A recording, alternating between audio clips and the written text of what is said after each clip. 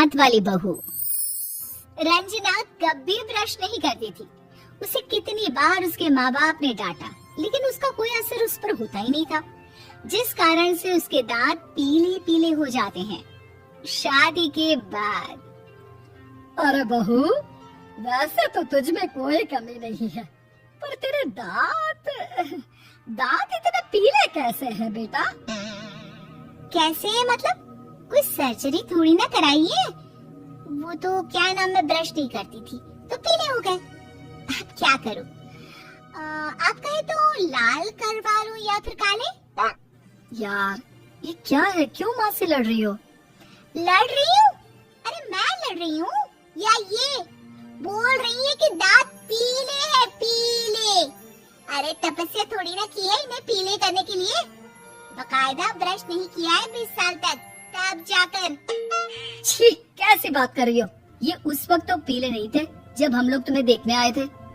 अरे तब साफ करवा लिया होगा डेंटिस्ट के पास जाकर। अब देखो कैसे पीले पीले लग रहे हैं। रंजना सास की तरफ गुस्से से देखती है। फिर शुरू हो गई पीले पीले पीले। अरे पीले तो तब भी थे जब मेरे हाथ का रसगुल्ला उड़ा उड़ा कर खा रही थी और बोल रही थी, लड़की नहीं गुणों का खजाना दे रहे भाई साहब आप। अब वो लोग करते भी तो क्या करते, पीले दांत वाली बहू पल्ले पड़ी थी तो झेलना तो था ही। एक दिन कीर्तन में रंजना गाना गा रही थी। अरे कमला बहन, माँ का द्वार है, यहाँ तो सब शुद्ध होकर आता है, फिर अपनी बहू को ब्रश भी नहीं करवाती तुम। दूर से पीले पीले दांत भक्ति में बाधा उत्पन्न कर रहे हैं। और कोई 2 साल के बच्चे थोड़ी ना लेकर आई हूँ मैं बहू बनाकर। अच्छी खासी लड़की है, अरे कैसे करवाऊं ब्रश? ये तो उसे खुद करना चाहिए ना। अब माँ बाप तो इसके जैसे तैसे निपटा दिए, ये नहीं सोचा कि सास कैसे संभालेगी। सास बहू को लेकर घर आ जाती है, लेकिन सोच लेती है कि अब इसे लेकर कहीं नहीं जाएगी। अगले रोज बहू कहती है, अरे क्या हो गया, मंदिर नहीं जाना क्या?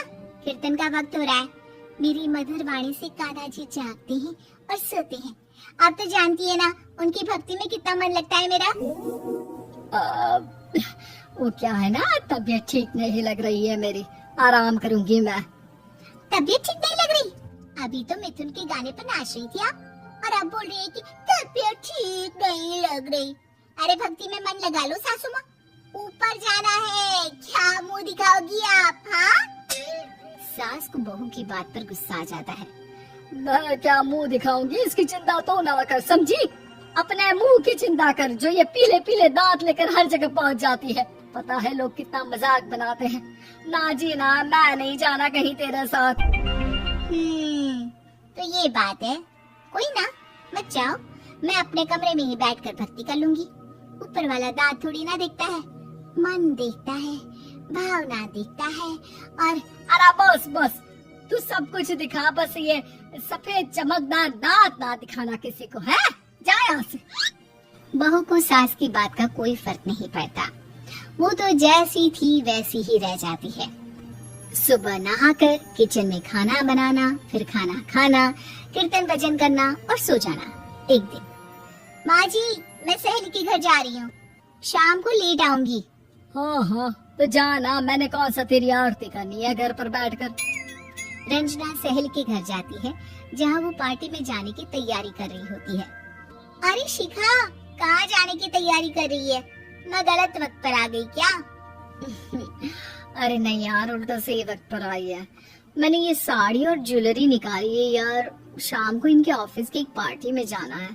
बताना कैसा लग रहा है ये सब? नहीं यार, इस ड्रेस के साथ तो वो वाली ज्वेलरी अच्छी लगेगी।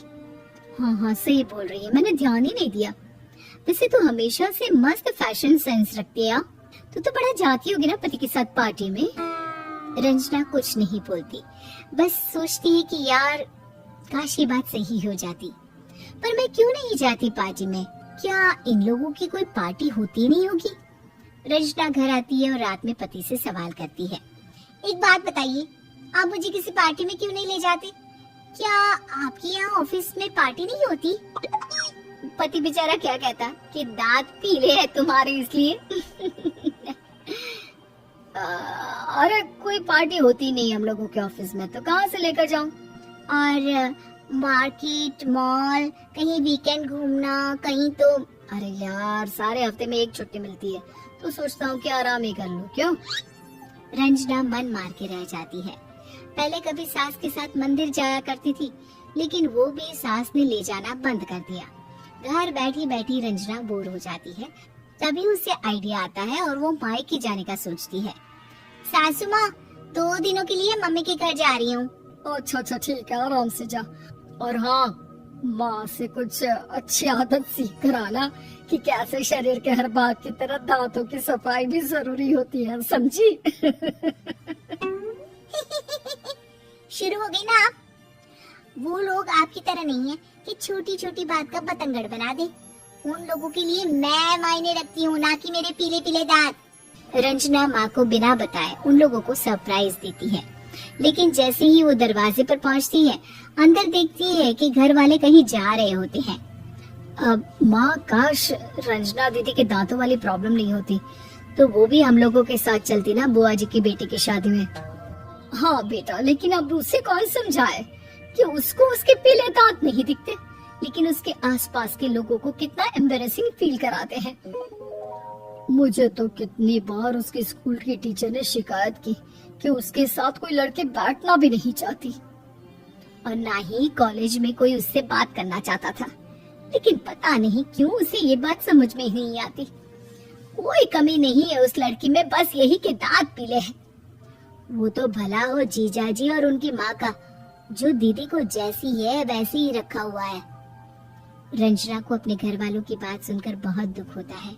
वो सोचती है कि वो क्या करे, लेकिन फिर वो सीधा डेंटिस्ट के पास जाती है, अपने दांत चमकाती है और कसम खाती है कि वो रोज ब्रश करेगी। और क्या हो गया? तुम तो 2 दिनों के लिए गई थी ना, पर कोई ना, अच्छा है, चलो आ गई तो।